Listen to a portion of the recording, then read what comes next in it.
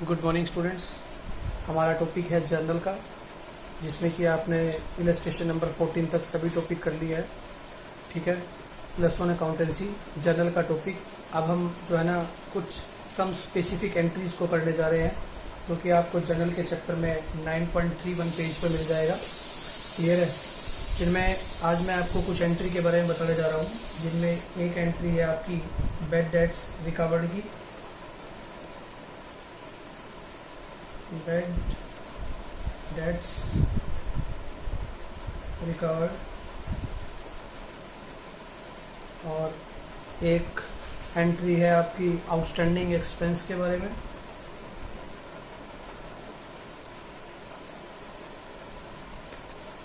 Clear? इसके अलावा एक एंट्री है आउटस्टैंडिंग एक्सपेंस के बाद प्रीपेड एक्सपेंस की।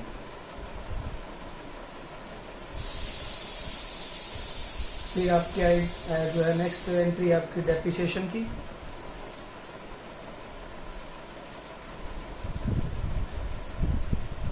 फिर है आपकी इंटरेस्ट ऑन कैपिटल, और जो लास्ट है वो है इंटरेस्ट ऑन ड्राइंग के बारे में। ये आपकी टोटल 6 एंट्री है। इन 6 एंट्री के बारे में आज आपको इस वीडियो में बताऊंगा, और इसके रिगार्डिंग ये क्वेश्चन भी आपको करके दिखाएंगे। ठीक है, तो सबसे पहले हम लोग धीरे धीरे आगे बढ़ते हैं। जो पहली एंट्री है वो है बैड डेट्स रिकवर्ड के बारे में। पहले मैं इसके बारे में आपको डिटेल बताता हूँ, और फिर हम धीरे धीरे आगे चलते हैं। बैड डेट्स रिकवर्ड देखिएगा, कहता है इसको बैड डेट्स के बारे में हम पहले पढ़ चुके हैं पीछे वाली वीडियो के अंदर।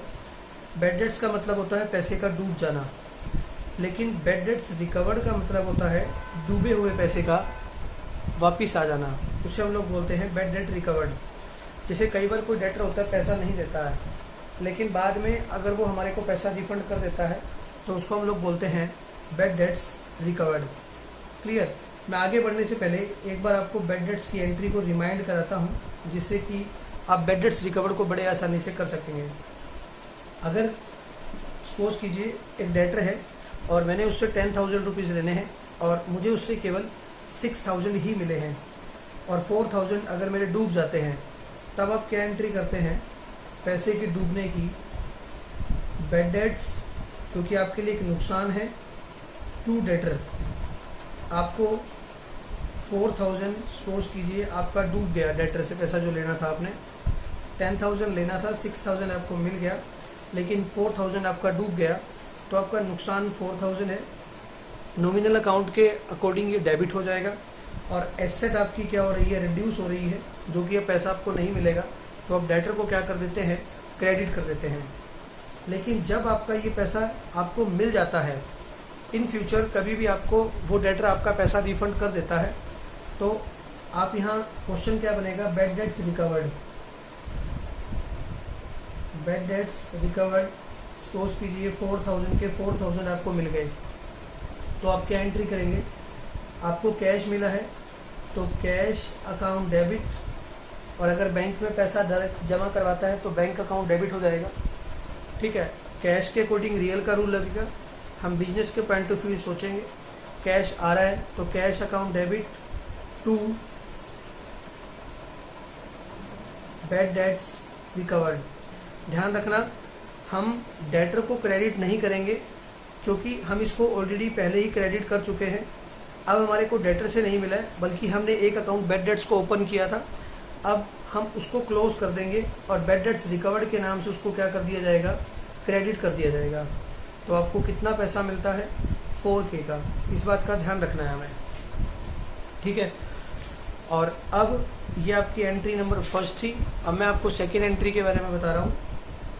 दूसरी एंट्री है आपकी आउटस्टैंडिंग एक्सपेंस की।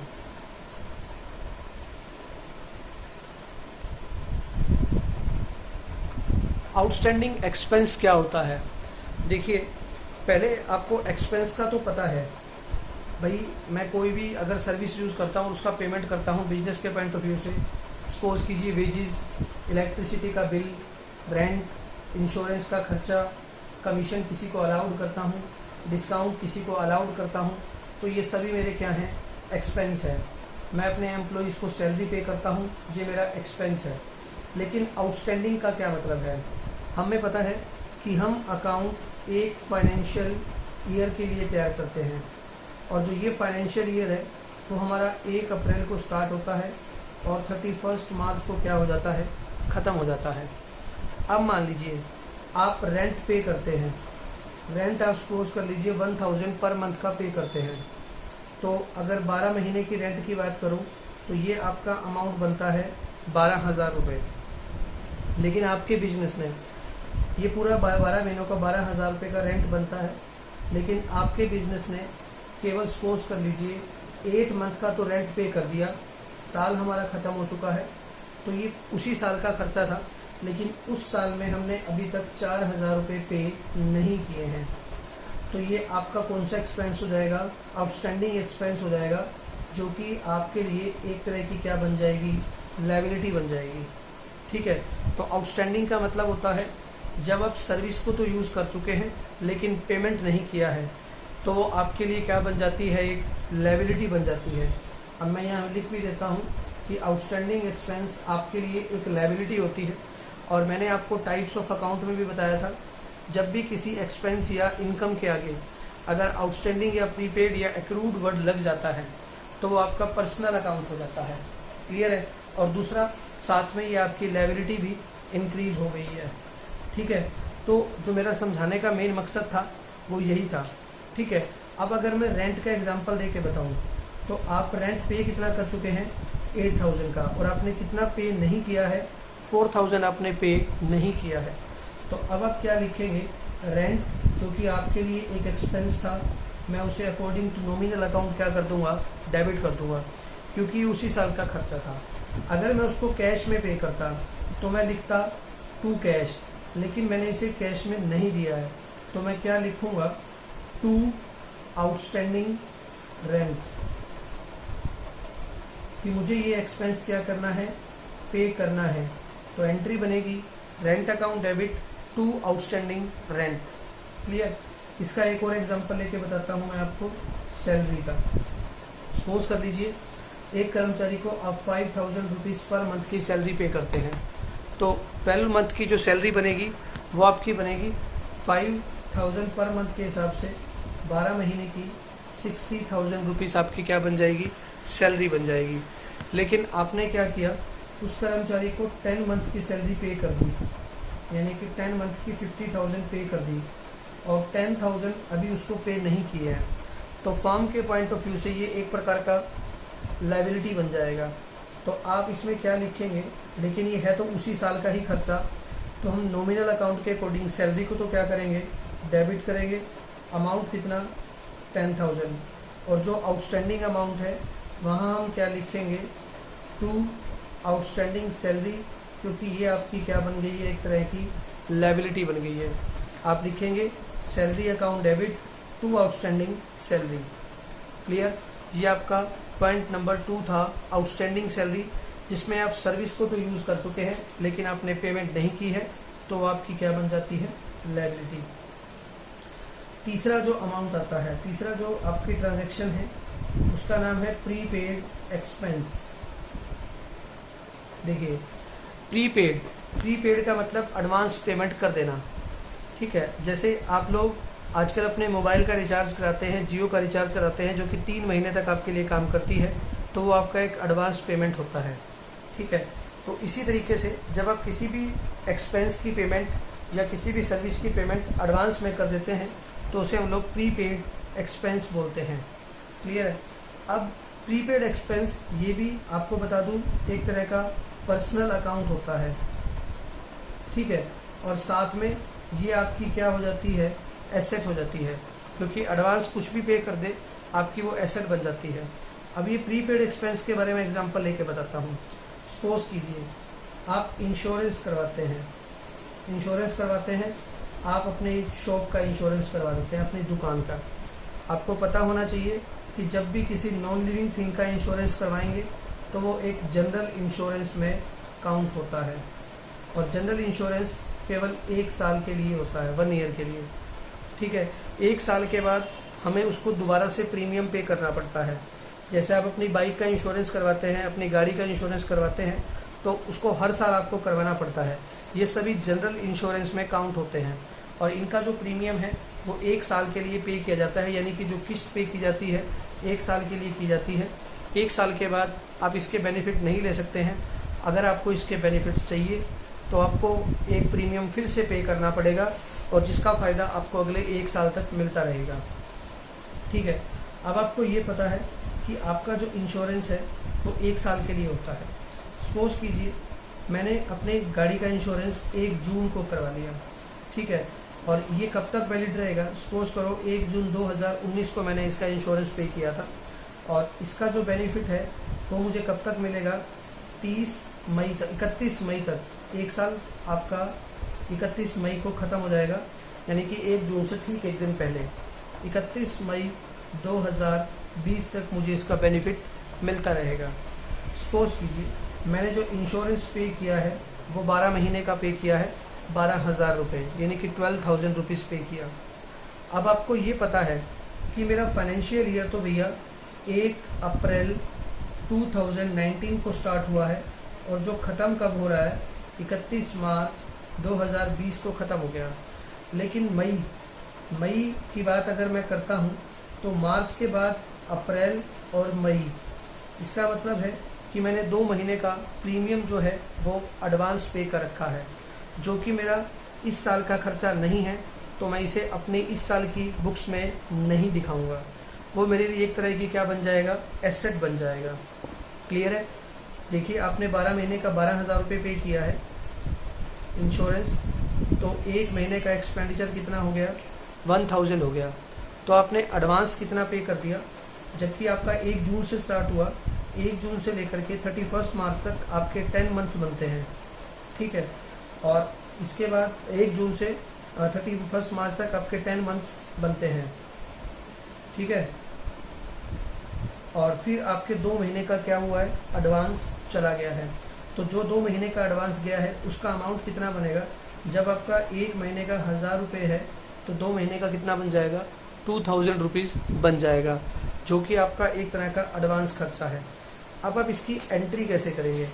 आइए आपको बता देते हैं। देखिए आपने रेंट पे किया है, सॉरी आपने इंश्योरेंस पे किया है 12,000 का। इसमें आपका जो 2,000 का अमाउंट है वो आपका क्या है? एडवांस गया हुआ है। क्लियर? तो पहले आप एक काम कीजिए, इंश्योरेंस को पे करके बताइए। आपने इंश्योरेंस पे किया, इंश्योरेंस टू कैश 12,000 रुपीज़, तो आप पे कर चुके हैं इंश्योरेंस टू कैश 12,000, लेकिन इसमें आपका 2,000 का क्या गया हुआ है? एडवांस गया हुआ है। तो आप एडवांस आपकी क्या बन जाएगी? एक एसेट बन जाएगी। तो आप उस केस में क्या करेंगे? आप दोबारा कैश पे नहीं करेंगे, बल्कि इसको जो अपने इंश्योरेंस को एक एक्सपेंस को 12,000 रुपये दिखाया हुआ है, आपको ये पता है कि इसमें 2,000 रुपये का वो एक्सपेंडिचर है जो आपका इस साल का नहीं है बल्कि नेक्स्ट ईयर का है, तो आपकी क्या है? वो एसेट है। तो उसे मुझे क्या करना पड़ेगा? क्रेडिट करना पड़ेगा। और जहाँ मैं लिखूँगा टू इंश्योरेंस 2,000, लेकिन आपका एडवांस क्या हुआ है तो आपकी एक एसेट बन गई। और एसेट जब भी हम बनती है या इंक्रीज होती है तो वो क्या होती है? हमारी डेबिट होती है। तो आप क्या लिखेंगे? Prepaid insurance account debit to insurance, जिसका अमाउंट कितना बनता है? आपका 2,000 रुपीज़ का बन जाता है। ठीक है, तो ये आपका था एक ट्रीटमेंट। इसके बाद जो आपका नेक्स्ट आता है उसका नाम क्या है? डेप्रिसिएशन। एंट्री नंबर 4, डेप्रिसिएशन आपको बता दे दूं होता क्या है। देखिए जब भी किसी फिक्स्ड एसेट की वैल्यू कम हो जाती है उसे हम डेप्रिसिएशन कहते हैं। ये आपके लिए एक प्रकार का लॉस होता है, ठीक है। जैसे आपकी प्लांट की वैल्यू कम होना, बिल्डिंग की वैल्यू, मशीनरी की वैल्यू, आपकी मोटर व्हीकल की वैल्यू जो कि आप बिजनेस में यूज़ कर रहे हो, ठीक है, इनकी वैल्यू कम हो जाए तो वो आपके लिए एक प्रकार का एक्सपेंस होता है, लेकिन आप इसको कभी भी कैश में पे नहीं करते हैं। फॉर एग्जांपल आपने एक कार ली, वो कार आपने 1 साल तक चलाई, वो कार आपने 5 लाख रुपए की ली थी, तो क्या वो वैल्यू 5 लाख रुपए की आप 1 साल के बाद बेच देंगे? जी नहीं, 1 साल के बाद उसकी वैल्यू कम हो जाएगी। वैल्यू कम क्यों होती है? कंटिन्यूस यूज़ की वजह से। जब आप लगातार यूज़ करते हैं तो उसकी वैल्यू कम होती है। टाइम स्पेंड होने की वजह से, किसी एक्सीडेंट हो जाने की वजह से, आउट ऑफ फैशन हो जाने की वजह से आपकी एसेट की वैल्यू क्या हो जाती है? कम हो जाती है। उसी को हम लोग क्या बोलते हैं? डेप्रिसिएशन बोलते हैं। लेकिन आप कभी भी किसी को भी ये कैश में पेमेंट नहीं करते हैं, ठीक है?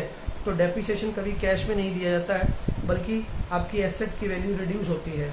और आपको ये पता है, जब भी एसेट की वैल्यू इंक्रीज होती है तो वो हमेशा डेबिट होती है, लेकिन अगर एसेट की वैल्यू डिक्रीज होती है तो वो हमेशा क्या होती है? क्रेडिट हो जाती है, ठीक है? अब आपकी एसेट की वैल्यू क्या हुई है? डिक्रीज हुई है। तो आप क्या लिखेंगे?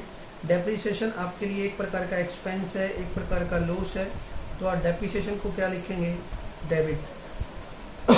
टू, आप क्या करेंगे?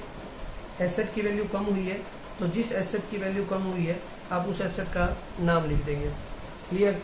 फॉर एग्जाम्पल, आपने 1 लाख रुपए की क्या ली थी? एक मशीनरी परचेज की थी, और यहाँ लिखा हुआ है, सीधा यहाँ लिखा हुआ है, charge depreciation on machinery 10% per annum. आपको अपनी मशीनरी के ऊपर 10% के हिसाब से डेप्रिसिएशन लगाना है। If the value of machine 1 lakh, आपकी मशीन की जो वैल्यू है वो 1 लाख रुपए है, और इस 1 लाख के ऊपर 10% का लगेगा क्या? डेप्रिसिएशन। तो इसकी वैल्यू कितनी कम हो गई? 10,000 रुपये क्या हो गई? कम हो गई, ठीक है? तो अब इसको चार्ज कैसे करेंगे? आप एंट्री क्या लिखेंगे? आप इसकी एंट्री लिखेंगे, depreciation account debit to machinery. Depreciation आपके लिए एक नॉमिनल अकाउंट है, एक एक्सपेंस है, तो उसके नाम से उसको डेबिट किया जाएगा। और एसेट की वैल्यू आपकी कम हो गई है 10,000 से, तो उसको आप क्या कर देंगे? क्रेडिट कर देंगे। तो एंट्री आएगी डेप्रिसिएशन टू मशीनरी, ठीक है? अब मैं चल रहा हूँ नेक्स्ट एंट्री की तरफ। नेक्स्ट एंट्री का नाम है आपका इंटरेस्ट ऑन कैपिटल। देखिए, पहले आपको पता होना चाहिए कि कैपिटल क्या होता है। आपको ये पता है कि जो बिजनेस का ओनर होता है वो बिजनेस से बिल्कुल ही क्या होता है? अलग होता है। जब बिजनेस को स्टार्ट करने के लिए पैसों की ज़रूरत होती है, तो जो बिजनेस का ओनर बिजनेस में पैसे लगाता है उसको हम लोग क्या बोलते हैं? कैपिटल बोलते हैं, ठीक है? तो बिजनेस ने वो पैसा किससे लिया? अपने मालिक से लिया, ठीक है? अब इस कैपिटल के ऊपर, ठीक है, बिजनेस क्या करता है? इंटरेस्ट पे करता है। सपोज कीजिए, अगर यही पैसा मैं बिजनेस के मालिक से ना लेकर के बैंक से लोन लेकर के बिजनेस को स्टार्ट करता, तो मुझे लोन के ऊपर क्या पे करना पड़ता? इंटरेस्ट पे करना पड़ता। तो वो बिजनेस के लिए एक प्रकार का क्या बन जाता? एक्सपेंस बन जाता। लेकिन बैंक के लिए वो क्या बन जाती? इनकम बन जाती। उसी तरीके से जब बिजनेस के मालिक से जो कैपिटल लिया गया है उसके ऊपर जो इंटरेस्ट पे किया जाएगा, हम बिजनेस के पॉइंट ऑफ व्यू सोचेंगे, बिजनेस के पॉइंट ऑफ व्यू से वो एक प्रकार का एक्सपेंस है, लेकिन बिजनेस के ओनर के लिए वो एक तरह की क्या है? इनकम है। तो अब इसकी जनरल एंट्री क्या बनेगी आपकी? देखिए, इंटरेस्ट ऑन कैपिटल बिजनेस के लिए एक एक्सपेंस है, तो बिजनेस क्या लिखेगा? Interest on capital account debit. और ये इंटरेस्ट कैश में पे नहीं किया जाएगा, बल्कि क्या किया जाएगा? बिजनेस की मालिक की कैपिटल में प्लस कर दिया जाएगा। और जब भी कैपिटल प्लस होती है तो वो क्या होती है? क्रेडिट होती है। तो इंटरेस्ट ऑन कैपिटल टू क्या बन जाएगा? कैपिटल बन जाएगा। अब आपको इंटरेस्ट ऑन कैपिटल निकालना आना चाहिए। आप इंटरेस्ट ऑन कैपिटल कैसे निकालते हैं? देखिए, इंटरेस्ट ऑन कैपिटल की कैलकुलेशन के लिए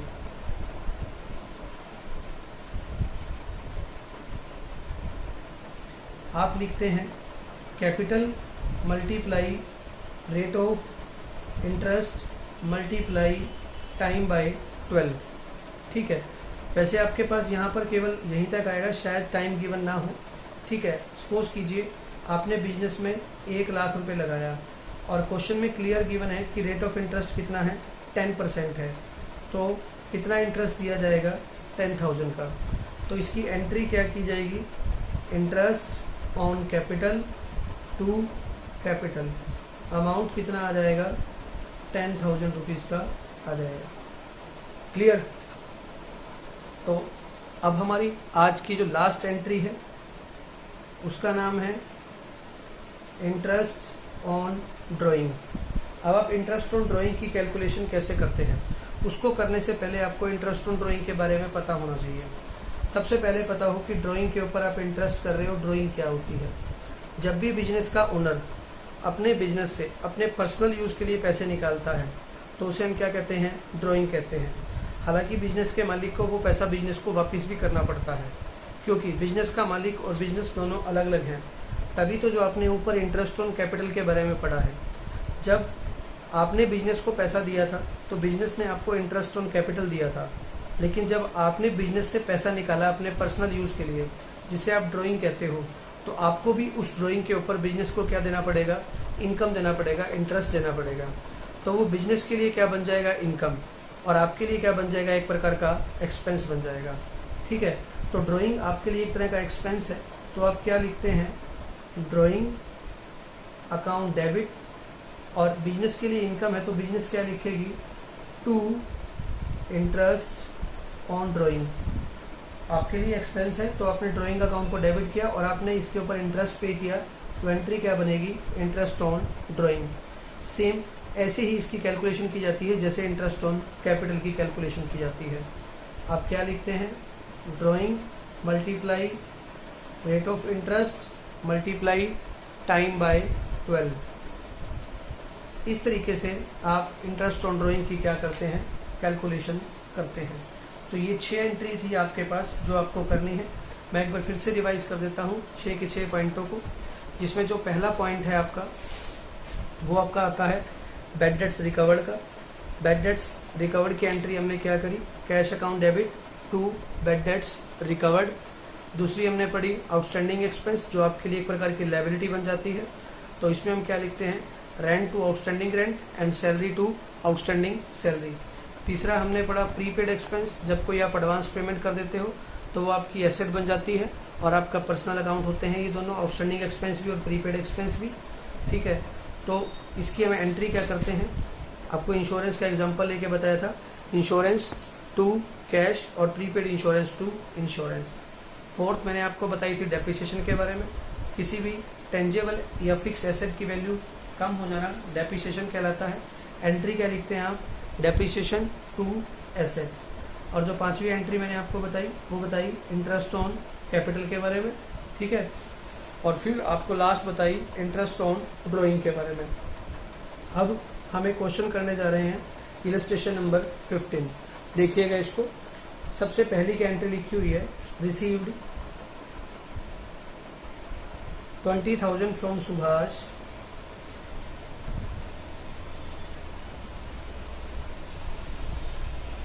which were written off as bad debts in previous year। आपकी पहली एंट्री है, which were written off as bad debts in previous year। जो कि पिछले साल आपने क्या लिख चुके हैं, बैड डेट्स में इसको डाल चुके हैं, यानी कि ये ऑलरेडी बैड डेट्स में है और वो पैसा हमें सुभाष से अब क्या हो गया है, मिल चुका है। तो हमारा यहाँ सुभाष से कोई मतलब नहीं है, क्योंकि आप उसको ऑलरेडी बैड डेट्स में डाल चुके हैं और अब आपको वो कैश मिला है। तो आप क्या एंट्री करेंगे, debit what comes in cash account debit, और टू क्या लिखेंगे, बैड डेट्स रिकवर्ड। क्लियर। ये आपकी एंट्री नंबर फर्स्ट थी। एंट्री नंबर सेकंड के बारे में चलते हैं। Salary due to clerk, salary due to clerk. Clerk की सैलरी क्या है आपकी, पेंडिंग है। कितनी पेंडिंग है, 50,000 की। ड्यू का मतलब है आउटस्टैंडिंग है, यानी कि हम उससे सर्विस ले चुके हैं लेकिन उसको पे नहीं किया है। तो बिजनेस के पॉइंट ऑफ व्यू से सैलरी एक प्रकार का क्या है, एक्सपेंस है। सैलरी अकाउंट को आप डेबिट कर देंगे, लेकिन अभी आपने पे नहीं किया बल्कि पे करना है। तो आप क्या लिखेंगे, टू आउटस्टैंडिंग सैलरी। कितना पैसा आएगा, 50,000 रुपीज़ का। क्लियर? आपकी अब आती है एंट्री नंबर 3 की तरफ चलते हैं। Out of the rent paid this year, out of the rent paid this year, आपने इस साल में जितना भी किराया दिया है 10,000, उनमें से 10,000 is related to next year. आपने जितना भी किराया पे किया है उसमें से 10,000 रुपये किराया क्या है आपका, अगले साल का दिया हुआ है। तो 10,000 आपका एडवांस किराया है, तो आप यहाँ एंट्री क्या करेंगे, प्रीपेड रेंट टू रेंट, जिसकी वैल्यू कितनी है 10,000 रुपीज़ है। क्लियर? अब मैं चलता हूँ एंट्री नंबर 4 की तरफ।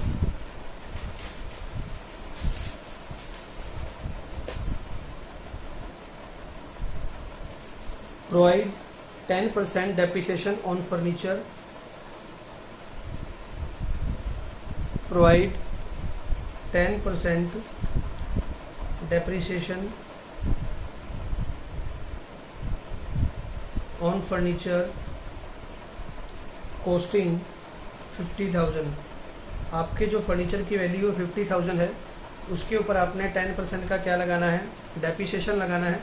तो पहले आपको डेप्रिसिएशन को काउंट करना है कि कितना लगेगा।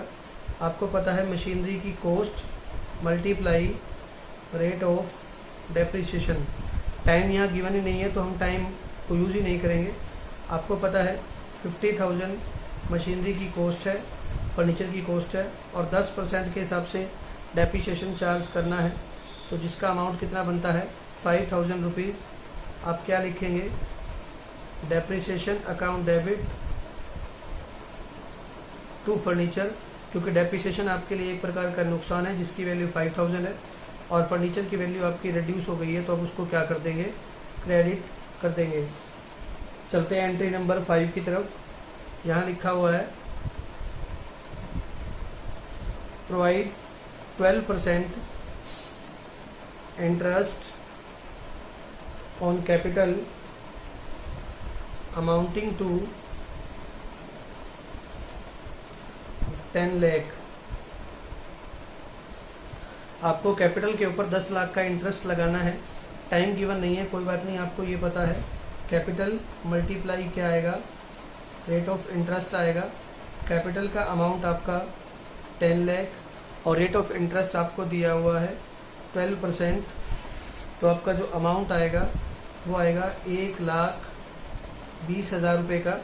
आप क्या लिखेंगे, interest on capital to capital, क्योंकि इंटरेस्ट ऑन कैपिटल बिजनेस के लिए एक प्रकार का एक्सपेंस है और इससे आपकी कैपिटल भी क्या बढ़ जाती है।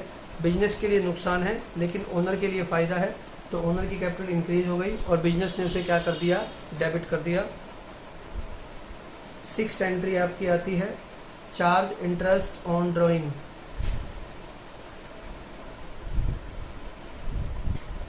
चार्ज इंटरेस्ट ऑन ड्राइंग कितना है, 8,000 रुपये। सीधा आपको इंटरेस्ट कैलकुलेट करके दिया हुआ है। तो इंटरेस्ट ऑन ड्राइंग बिजनेस के लिए एक प्रकार की इनकम है लेकिन ओनर के लिए नुकसान है, तो हम क्या लिखेंगे, ड्राइंग अकाउंट डेबिट। लेकिन बिजनेस के पॉइंट ऑफ व्यू सोचेंगे हम तो बिजनेस के लिए क्या है, इनकम है। तो इनकम क्या होती है आपकी, क्रेडिट होती है। तभी मैंने क्या लिखा, drawing account debit to interest on drawing. इस तरीके से आप इलस्ट्रेशन 15 हो चुके हैं और क्वेश्चन नंबर 15 तक सभी कर सकते हैं। अब इसके बाद केवल आपका एक टॉपिक और रह गया है 16 के बाद, ठीक है, वो आपको इसके नेक्स्ट वीडियो में बताया जाएगा।